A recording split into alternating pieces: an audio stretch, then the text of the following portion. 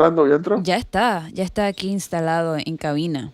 Ya está Ya aquí en está allí. cabina. Porque espero que él, que es profesor, por lo menos a mí me ayude a entender, porque yo ayer no entendí exactamente nada. Ayer hubo consejo de gabinete y ayer el ministro de Economía y Finanzas, Felipe Chapman, dio una conferencia de prensa en la presidencia explicando una estrategia, creo que usó la palabra financiera, me parece, que dijo que no implica endeudamiento. Pero cuando yo escuchaba, yo, pero él dice que no hay endeudamiento, pero yo escucho palabras que tienen que ver con el endeudamiento. Y cuando alguien en el programa de la tarde me trató de explicar, dice, es como si tú tuvieras una tarjeta de crédito. Pero si la tarjeta de crédito es un préstamo, no entendí. Así que nuestro invitado, que es profesor, ojalá nos pueda explicar.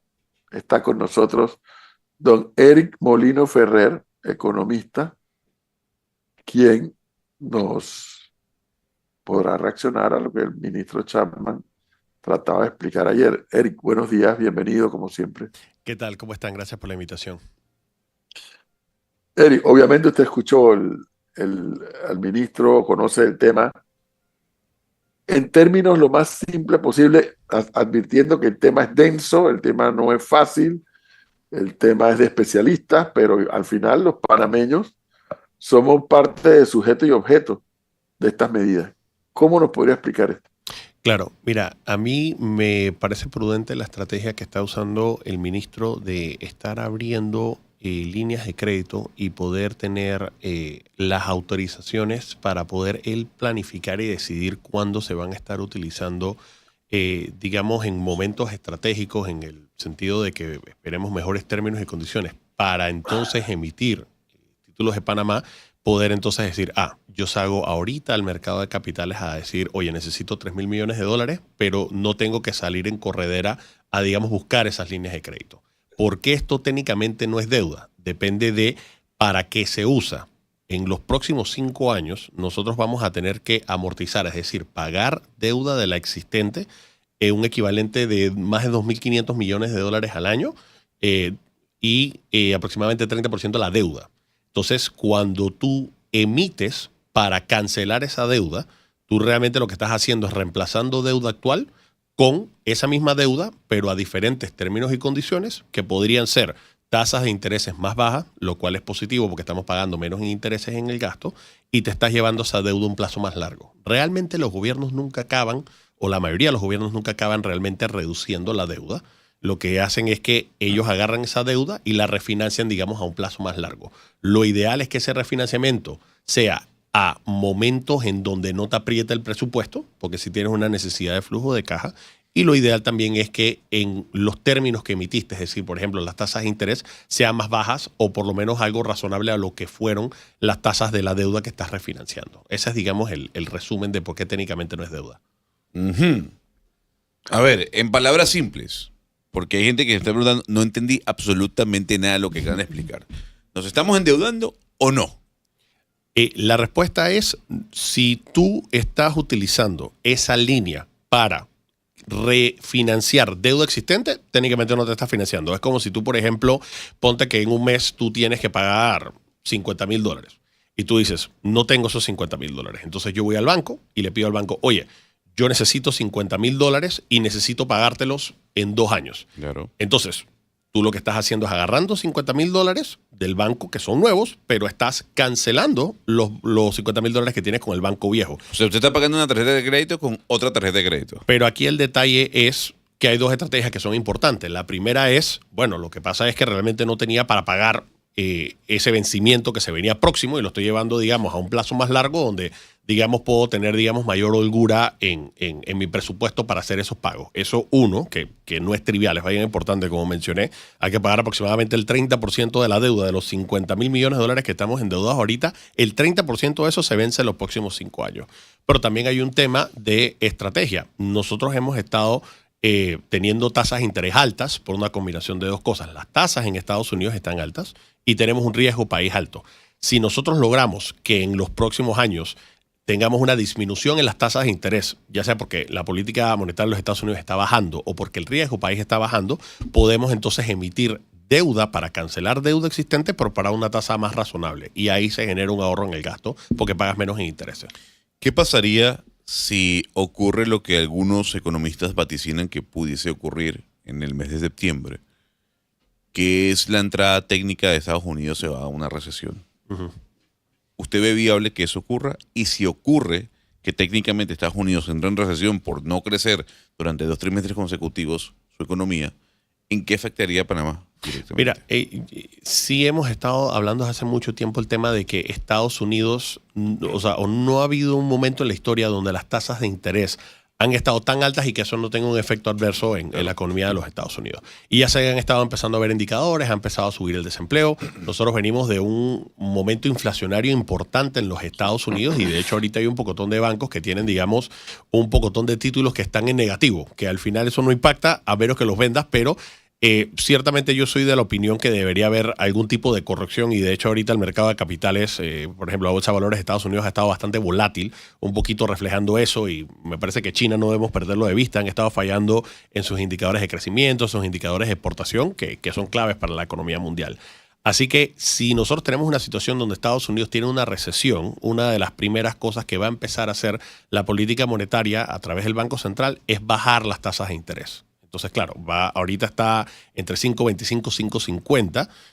Eso debería empezar a bajar progresivamente, dependiendo de qué tan rápido se haga eso. Ahí vas a tener una situación de qué tan rápido se pueda recuperar la economía de los Estados Unidos. Eso en cuanto a la primera pregunta. En cuanto a cómo podría afectar eso Panamá, Panamá históricamente ha sido, digamos, muy bueno en absorber estos shocks macroeconómicos que le pasan a la economía mundial. Recordemos que en el 2008 todo el mundo estaba pasando una de las peores crisis financieras desde la Gran Depresión y al final Panamá creció. O sea, poquito, pero creció mientras todo el mundo estaba, digamos, cayéndose en crisis. Al final Panamá ha demostrado ser un país bastante resiliente y una situación en donde bajen las tasas de interés es una buena oportunidad para Panamá para precisamente refinanciar deuda a tasas de interés más bajas. Pero el otro tema también es que los inversionistas van a estar buscando lugares en donde invertir. Y evidentemente en una situación en donde Panamá se muestre a una apertura comercial, a una situación en la que Panamá quiera atraer la inversión, ver en los mercados maduros una recesión, va a hacer que la gente quiera irse a los mercados emergentes, pero tratar de estar en un puerto seguro, un lugar como Panamá, que es lo que siempre hemos dicho, que tiene el dólar, que tiene impuestos atractivos, que tiene el canal de Panamá. Entonces deberíamos poder aprovechar una situación en donde Estados Unidos entre en recesión. Tengo una consulta. ¿Usted cree que el ministro Chapman, tomando en cuenta esto que usted nos acaba de decir, lo que pudiese ocurrir si es que Estados Unidos entra en recesión, las posibilidades, la actitud de Panamá, el ministro tiene que ser conservador a la hora de dirigir su cartera? Sí, y conservador vamos a definirlo, porque por ejemplo una de las cosas que se han estado conversando es que hay que repriorizar el gasto. Y de hecho esto es algo que yo he dicho tal vez en este programa un par de veces. No es lo mismo un dólar que se destina a gasto corriente, es decir, al pago de la planilla, al pago de las operaciones del Estado, a pago de intereses, que a un dólar en inversión. Porque por definición, cuando nosotros estamos diciendo que algo es una inversión, eso genera un retorno. O sea que si yo estoy hablando que la planilla estatal, en el reporte de la Contraloría de mayo decía que nos estábamos gastando 433 millones de dólares en planilla del Estado. Eso anualizado es como 560 millones de dólares al año ahora, incluyendo el 13º mes. Tú ahorras el 10% de eso. Son más de 500 millones de dólares que te estás ahorrando al final y ese dinero puede ser destinado para hacer proyectos de infraestructura. En mi opinión, deberían destinárselos principalmente a temas de agua, pero esos son inversiones que van a generar empleos formales, lo que te ayuda a la recaudación tributaria y te sobra de todas maneras con ese ahorro para poder agarrar a las personas que quedan desocupadas al salir de la planilla estatal para capacitarlas en, digamos, otras áreas más productivas y que se puedan reinsertar al mercado laboral. Así que cuando nosotros hablamos de ser conservador, no es solamente un tema de reducción de gastos, pero es de priorización de cuáles son los gastos, porque un dólar en gasto no es lo mismo que un dólar en inversión. Un dólar en inversión genera empleos formales y aumenta la recaudación. Don Eric, buenos días, gusto en saludarlo. Usted acaba de señalar el tema de la priorización de los gastos y también de las inversiones. En muchas ocasiones se ha hablado desde el 1 de julio hacia acá del tema de la contención del gasto, del ajuste de los presupuestos. En las últimas semanas se escuchó, por otro lado, a la presidenta de la Asamblea Nacional decir que la reducción de la asamblea podría ir de hasta por lo menos aproximadamente 30 millones. ¿Qué sería un ahorro significativo en instituciones como la asamblea u otras para poder decir hay reordenamiento del presupuesto del Estado y hay una contención de cómo se gasta el mismo? Excelente pregunta. Y para mí uno de los criterios que nosotros tenemos que ver es qué porcentaje del gasto total está siendo destinado a corriente y qué porcentaje del gasto total está siendo destinado a inversión. Porque al final, si nosotros estamos diciendo que estamos destinando, y te voy a usar los números de las finanzas totales, en el 2023 nosotros cerramos con una situación donde el total de gasto corriente era 69% del gasto y solamente 19% era inversión, el resto era pago de intereses. Cuando tú comparas eso con los últimos 10 años, Panamá en el 2013 estaba gastando aproximadamente 44% en inversión, 46% en gasto corriente y el resto en intereses. Ahí tú tenías, digamos, una perspectiva muchísimo más positiva en el sentido de que casi la mitad del gasto estaba yéndose a inversión. Y tú esperabas que esa inversión iba a tener al final un rédito. O sea que más que el número absoluto de cuánto se está reduciendo la planilla, que es importante porque al final 30 millones de dólares serían muy necesarios en instituciones como el oncológico, que creo que es que las personas ya están teniendo un poquito más de awareness y sensibilidad de que hay que priorizar, porque no es lo mismo un dólar en la asamblea que un dólar en el oncológico, pero al final yo creo que uno de los criterios que nosotros tenemos que utilizar es del total que nosotros estamos gastando por institución, si se está gastando en inversión o en el costo de funcionamiento. Y si se está gastando en el costo de funcionamiento, establecer lo que llaman en la empresa privada los KPIs, los Key Performance Indicators. ¿Cuáles son los resultados que yo espero tener operativamente de este tipo de iniciativas y si al final estoy cumpliendo con su objetivo o no? O sea, eso es un análisis muy básico y muy sensato del manejo de las finanzas en cualquier lugar. Ahora, escuchándolo, quisiera, y me surge la duda, ¿no? De saber, por ejemplo, también mucho se ha hablado en torno a la reducción de la planilla estatal, usted lo ha mencionado, pero ¿cuánto de esa reducción de planilla estatal es buena para el presente y futuro del país en torno a que cuando se habla de reducción se habla de desempleo? ¿Cómo se reduce una planilla estatal? Se consigue un balance en el desempleo y no se tiene que enfrentar esas consecuencias de tener mucha gente fuera del sistema laboral, por ejemplo. Claro, es lo que mencionaba. Al final, cuando tú estás haciendo una reducción en la planilla, hay, digamos, el temor por algunos analistas de que eso lo que va a hacer es afectar el consumo. De hecho, han habido algunos análisis que dicen que si tú reduces mucho la planilla estatal puedes tener una caída. O sea, no debes reducir más del 5% de la planilla porque después vas a tener una caída en el consumo. A mí eso me parece un análisis incompleto, porque al final nosotros debemos ver el efecto agregado. Si nosotros estamos diciendo que nosotros vamos a reducir la planilla estatal, pero darle un acompañamiento a esas personas que quedan desocupadas a través de financiar programas en el ITSE, programas en el INADE, programas de tratar de reinsertarlos al sector privado, al sector formal laboral privado, ahí tú estás, digamos, teniendo una inversión y estás teniendo un mejor uso de los dineros. Al final, fuera del contexto político e ideológico de que tú no puedes tener al final que el Estado siga cargando, digamos, a ciertas personas para que el desempleo se vea de cierta manera maquillado y que se piense que el desempleo es menor de lo que realmente podría ser, lo que hay que hacer es decir, bueno, primero que las botellas son, digamos, un gasto al Estado que no debería existir. Entonces hay personas que definitivamente no son productivas y que simplemente son consecuencias de la situación política del país. Esas personas tienen que ir por fuera, punto. Esas personas, si quieren ganar buen dinero, tienen que ir al sector laboral y ofrecer un servicio o un producto que le genere valor al consumidor. Eso para empezar. Las personas que evidentemente están, digamos, que son personas de carrera, que son personas que son productivas, al final esas personas sí se le puede dar un acompañamiento que con el ahorro que se genera en la reducción de la planilla, tú puedes tener entonces, como mencioné, programas educativos para que esa persona pueda entrar al mercado laboral privado.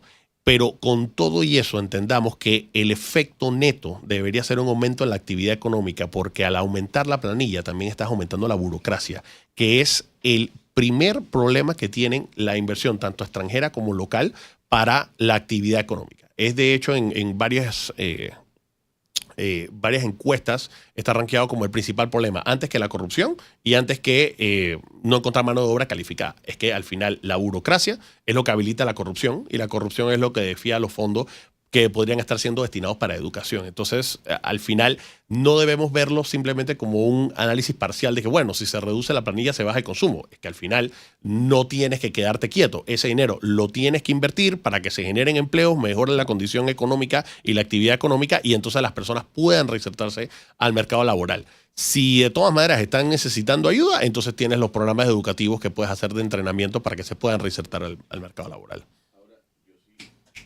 Yo sí quisiera hacerle una consulta.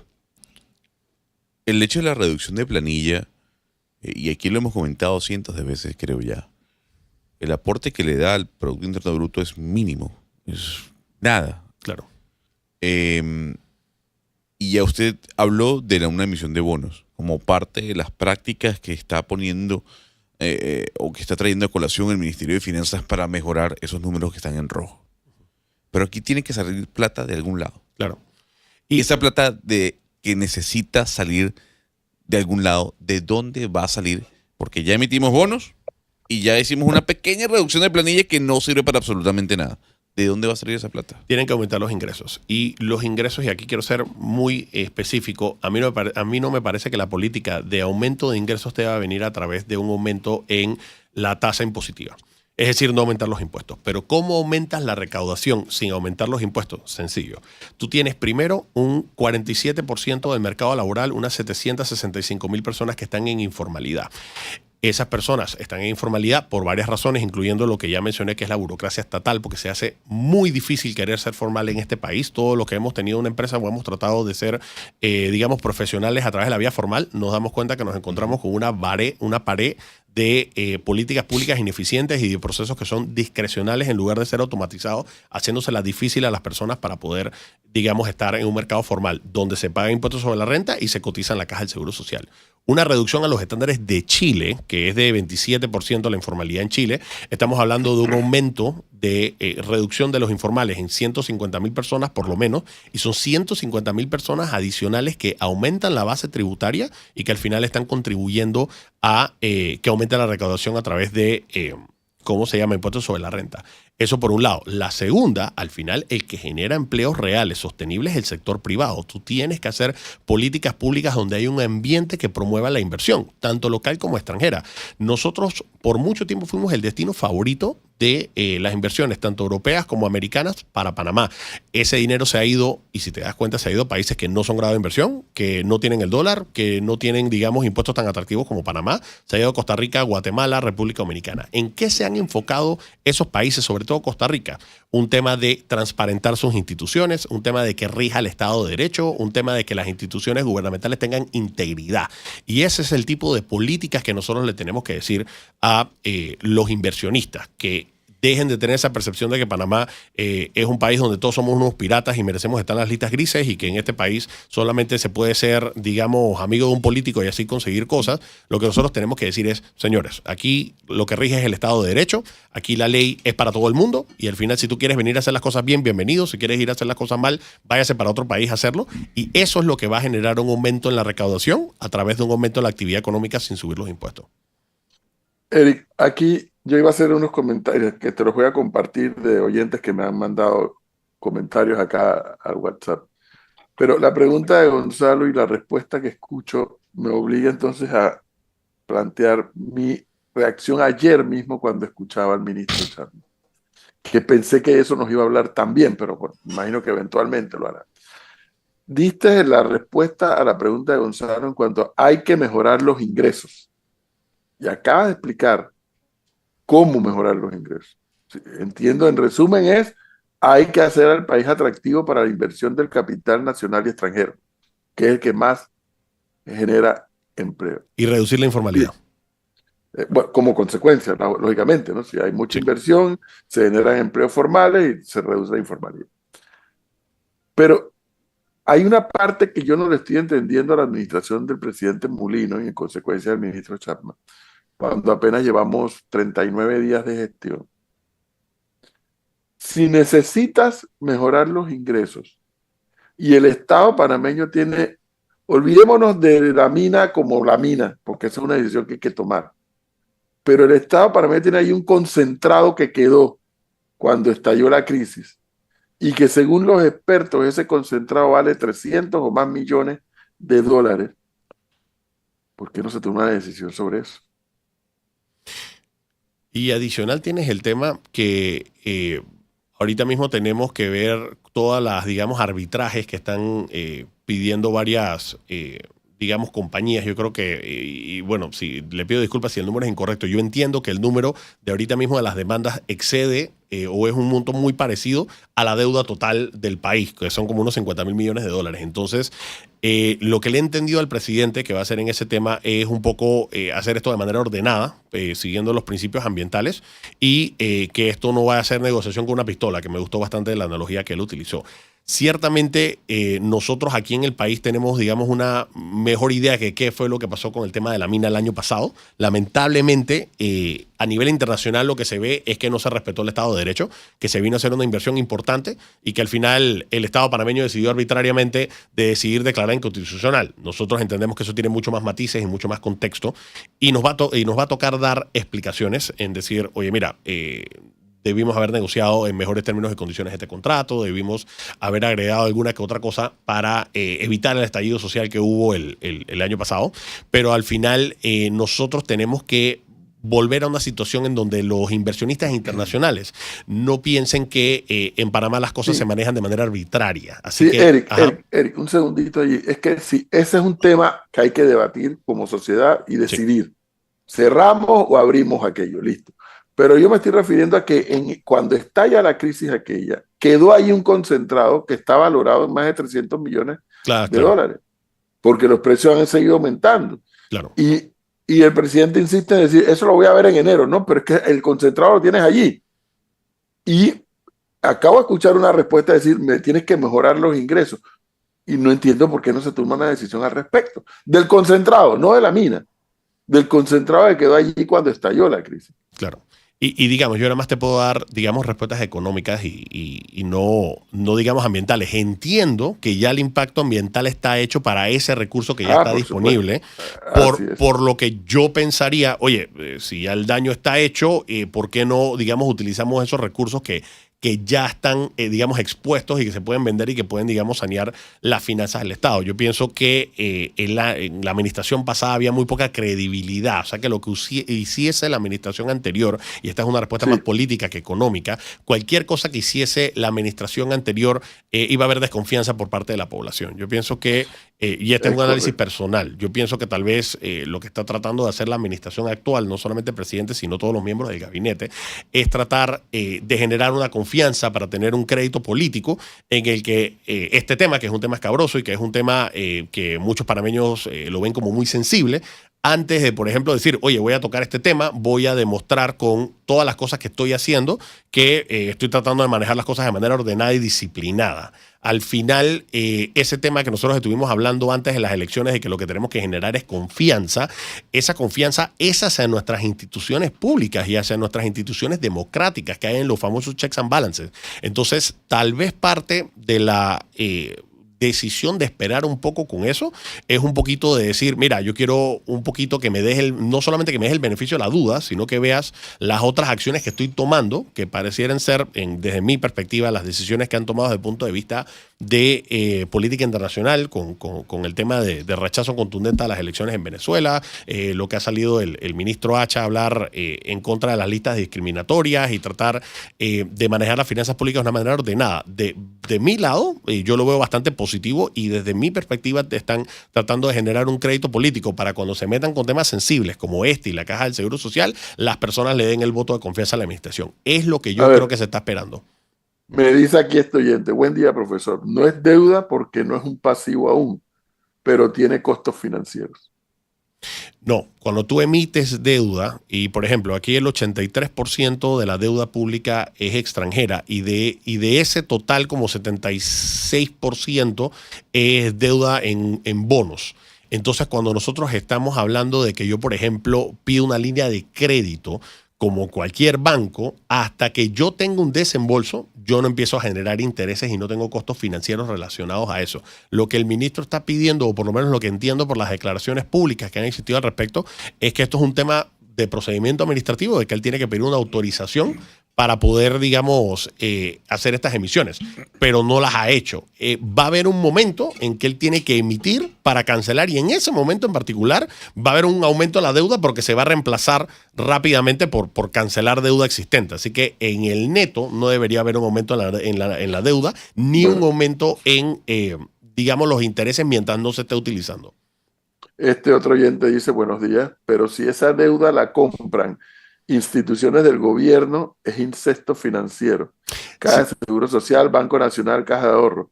De un bolsillo a otro, y ojo que usan el Fondo de Ahorro de Panamá. Estoy de acuerdo con ese planteamiento. A mí no me gusta que históricamente se han estado utilizando, por ejemplo, el Banco Nacional de Panamá, la Caja de Ahorro, la Caja del Seguro Social, el Fondo de Ahorro de Panamá. Bueno, me parece que el Fondo de Ahorro de Panamá ya no está utilizando deuda local. Eso es un conflicto de intereses, porque al final, por ejemplo, nosotros no tenemos banco central, como por ejemplo el caso de Argentina, que como nadie le quería comprar deuda, yo usaba mi propio banco central para que me comprara la deuda. Panamá sí tiene, no tiene un banco central, pero sí tiene instituciones financieras. A mí me parece que hay que tener mucho cuidado, y de hecho yo he propuesto que se tiene que cambiar los acuerdos de la Superintendencia de Bancos en cuanto a cómo se categoriza el nivel de riesgo de Panamá. Pero, por ejemplo, títulos panameños son considerados cero riesgo, como si fueran títulos de los Estados Unidos o de la misma categoría. Y eso no es cierto, sobre todo ahorita que Panamá tiene, por ejemplo, un nivel de riesgo muchísimo más alto del que tenía hace un par de años. Entonces yo estoy de acuerdo con ese planteamiento. No deberíamos estar utilizando a instituciones del Estado, llámese el Fondo de Ahorro de Panamá, el Banco Nacional de Panamá, en invertir en títulos de Panamá, porque al final lo que creas es un incentivo perverso para el Estado de emitir deuda y tener alguien que esté garantizando que se las va a comprar, que son ellos mismos. Dice este otro oyente, ve, profesor, es como cuando un banco me compra mi deuda actual a mejores condiciones. Es que tienes que aprovechar que, y lo estuvimos hablando antes con Gonzalo, con el tema de cómo están cambiando, digamos, las perspectivas macroeconómicas. Se espera, y estos son cosas que hay que revisarlo prácticamente que todos los días, porque al final las expectativas pueden cambiar dependiendo con diferentes eventos, pero nosotros podríamos estar viendo una reducción de tasas de por lo menos 100 puntos base, es decir, pasar de 5.5 a 4.5% de interés en los próximos meses, tal vez de aquí a enero o de aquí a diciembre. Eso sería muy interesante, porque entonces al final el costo de la deuda sería mucho más barato de lo que nosotros tenemos ahora. Ahora, también tendríamos que ver cuánto va a ser la percepción de riesgo país, que se mide por un indicador llamado el ENVI, pero si nosotros estamos reemplazando deuda existente por una tasa más favorable y llevándola a un plazo más largo para que ese perfil de amortización que mencioné de 30% de la deuda actual se lleve, digamos, a un plazo más largo, y eso nos genera holgura en el flujo. Me imagino que es lo que tiene que ver con esto. Oyente dice, es el equivalente a cuando vas al banco y te consolidan las tarjetas de crédito en un préstamo personal con menos intereses. Lo que debes es lo mismo, pero ahora pagarás menos intereses. Es eso, ¿no? Siempre y cuando, y para ser muy, muy cuidadoso con cómo yo digo las cosas, siempre y cuando tú estés emitiendo y consigas, que es, entiendo, la intención por las declaraciones que tuvieron ayer, de que consigas mejores términos y condiciones. Un término puede ser un plazo más largo, un término podría ser tasas de intereses más favorables, entonces ahí, digamos, es positivo. Es como si yo estuviera, por ejemplo, tengo la deuda de mi casa, bajan las tasas, voy a otro banco y lo refinancio, puedo llevarlo a un plazo más largo y eso me baja la letra, o puedo tener una tasa de interés más baja y ahí de todas maneras voy a tener un ahorro. Esa es un poco la idea de lo que se debería hacer. Eric, ¿ya se tiene un cálculo económico aproximado de cuánto dejó de percibir el Estado por la suspensión de operaciones de la mina de Minera Panamá? Mira, si puedes usar de referencia, y lo que pasa es que el efecto no es 100% el de la mina, pero puedes utilizar de referencia cómo nosotros habíamos estado viniendo en cuanto a crecimiento. Nosotros habíamos estado creciendo en los últimos años 15%, 12%, luego 7%, y ahora este año estamos proyectando a 2.5%. Entonces ahí estás viendo, digamos, una diferencia importante y un impacto importante en eso. Lamentablemente tampoco tenemos, digamos, cifras actualizadas del desempleo. Cuando tú te metes al INEC, todavía tenemos cifras del año pasado, entonces no estamos viendo el efecto de todos los empleos directos e indirectos que se perdieron por el tema de la salida de la mina. Ciertamente ahí los cálculos son que los empleos directos son como 7.000 personas. Así que el efecto podría verse, digamos, de manera indirecta en esa reducción al crecimiento del país. Y de hecho es una de las principales preguntas que hacen, digamos, cuando a mí me llaman para hablar en juntas directivas o cuando a mí me llaman para hablar de temas de perspectiva económica, uno de los principales temas es cuál va a ser el impacto económico para el país de la mina, porque la realidad es que este país estaba teniendo un crecimiento sostenido, como mencioné, de 15, 12, 7% anualizado, porque venía el rebote de COVID, porque estaba siendo sostenido con deuda y porque teníamos la mina. Entonces, sí hay una preocupación legítima de parte de los mercados internacionales, de los inversionistas. Oye, si ya no te puedes endeudar tanto, o si ya estás teniendo una política de tratar de no endeudarte tanto, y si ya no tienes la mina, ¿de dónde va a venir el crecimiento? Que es realmente la pregunta importante. Y ahí por eso insisto yo en el tema de crear las condiciones para que tengas digamos, un Estado de Derecho y unas instituciones transparentes para que la gente quiera venir a invertir a su riesgo, pero sabiendo que se le va a respetar su inversión. Usted mencionaba que no hacía falta elevar la carga impositiva en las personas. Sí. Yo estoy de acuerdo con eso. El debate, el aumentar el ITBMS no viene a colación cuando se necesita aumentar recaudo, pero sí hay que ver las normativas fiscales y tributarias que rigen a Panamá. Dentro de esa observación que hay que hacer, obviamente se tienen que mencionar las excepciones fiscales que hay en este país, que son muchísimas. ¿Usted cree que es necesario una revisión de las excepciones fiscales que hay en Panamá? 100%. Ok, 100%, perfecto. Basado en eso, eso no puede crear un desincentivo hacia la empresa privada de invertir en Panamá. Mira, y aquí voy a ser súper categórico y claro. De la misma manera que tú tienes que revisar un subsidio para ver si está cumpliendo los objetivos, tú tienes que revisar una exoneración fiscal para ver si hay un neto positivo. ¿Qué quiero decir? El Estado deja de percibir unos ingresos, pero en teoría lo está dejando de percibir a cambio de que vino inversión, se generaron empleos. Entonces, el efecto de lo que dejaste de percibir más lo que ganaste debería ser positivo. Si nosotros tenemos, y no voy a hablar, digamos, de algún régimen tributario específico, pero si tú tienes regímenes que lo que dejas de percibir es mayor que el beneficio, ese régimen debería eliminarse. Entonces, a mí me parece que sí se tiene que hacer, digamos, una revisión de todas las exoneraciones fiscales para ver cuál de hecho sí ha tenido, digamos, un impacto en generación de empleos, en atracción de empresas y que, aunque no se estén generando impuestos sobre la renta de las empresas o de la recaudación en pago de dividendos, por lo menos estás creando empleos formales y eso sí está generando, digamos, actividad económica y ahí se recauda con ITBMS o se recauda con impuestos sobre la renta de la planilla. A mí me parece que Camilo Valdés fue una decisión bastante estratégica. Camilo Valdés es un catedrático de muchos años y experto en derecho tributario y me parece haberlo escuchado decir que una de las cosas que él está haciendo es precisamente revisando si hay exoneraciones fiscales que al final lo que es un hueco para el Estado en lugar de ser, digamos, un atractivo para empresas. Y por último, y para cerrar con esto, si una empresa depende de un atractivo tributario para ser rentable, es una empresa que tiene que revisar su modelo de negocio. Claro. O sea, la ganancia tiene que venir de que yo tome un riesgo y estoy ofreciendo un servicio o un producto que genera valor al consumidor. Si mi negocio solamente es sostenido porque el gobierno me regaló un monopolio o porque el gobierno me dio una ley especial para que la ganancia estuviera en la reducción de impuestos, ese es un modelo de negocio insostenible y es una lastra para el Estado. Profesor. Bueno, allí tienen ustedes la explicación más, tal vez más detallada, porque bueno, ayer el ministro Chapman estaba en medio de una conferencia de prensa en donde a veces hay periodistas que se salen del carril de la conferencia de prensa, pero creo que la explicación más detallada que hemos escuchado por parte de Eric Molino, como lo dije al inicio, como buen profesor que es, a muchos como a mí, que nos cuesta mucho entender estos temas, me ha quedado claro. A ver, lo entiendo mejor. ¿Cuál es el propósito que tiene el Consejo de Gabinete de ayer y la información que dio el ministro Chapman sobre cómo van a maniobrar con estos números de las finanzas del Estado panameño? Endeudamiento, por un lado, necesidad de generar empleos, necesidad de mejorar los ingresos, atraer al capital nacional y extranjero para que inviertan en el país. No para que depositen, Eric, porque depositar, bueno, está bien que depositen, pero creo que el mayor interés de Panamá es que inviertan. Así es. Porque el depósito sí hincha las bóvedas de los bancos, está bien, pero esa plata ahí no genera ingresos.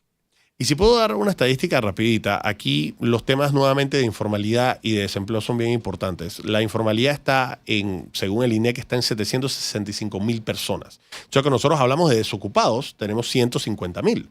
Entonces, si nosotros estamos diciendo que realmente queremos generar algo de impacto, tenemos que empezar con la informalidad.